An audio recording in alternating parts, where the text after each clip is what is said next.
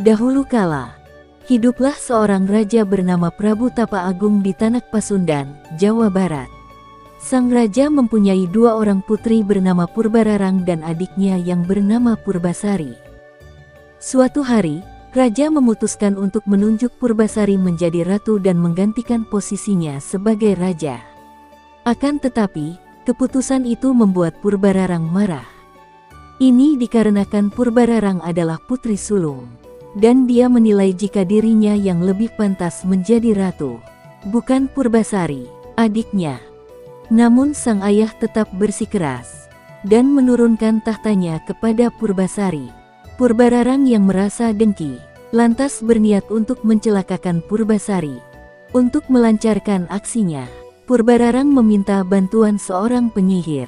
Penyihir tersebut memantrai Purbasari, sehingga wajah dan sekujur tubuhnya memiliki bintik-bintik hitam. Setelah Purbasari terkena kutukan, Purbararang lalu beranggapan jika seorang putri tidak boleh buruk rupa dan meminta tahta. Dari situ, raja akhirnya terpaksa mengusir Purbasari dari istana. Gadis cantik yang baik hati itu lalu diasingkan di sebuah hutan belantara. Selama hidup di hutan, Purbasari berteman dengan banyak hewan. Di antaranya adalah seekor kera berbulu hitam yang sangat misterius. Purbasari menamai kera itu Lutung Kasarung. Lutung Kasarung dengan setia menghibur Purbasari setiap saat.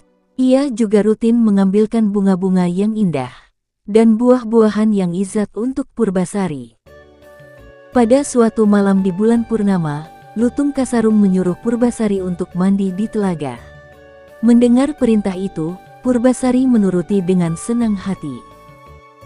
Di saat ia mandi, sesuatu terjadi. Kulit Purbasari menjadi bersih seperti semula. Purbasari sangat terkejut dan gembira ketika berkaca melihat dirinya di telaga. Sementara itu di istana, Purbararang memutuskan untuk melihat kondisi adiknya di hutan bersama para pengawal. Sesampainya di hutan, Purbararang tidak percaya melihat adiknya kini sudah sembuh kembali seperti semula. Kembali merasa tersingi, ia pun marah sembari berkata, "Kutukanmu memang telah punah. Tapi, seorang ratu harus mempunyai suami yang tampan." Pertanyaan dari Purbararang membuat Purbasari kebingungan. Akhirnya, ia menarik tangan Lutung Kasarung.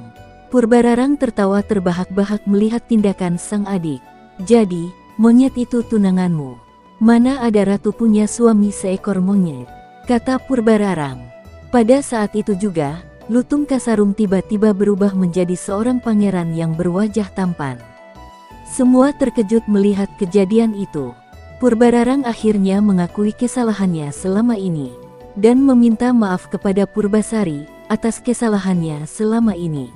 Akhirnya mereka semua kembali ke istana dengan bahagia.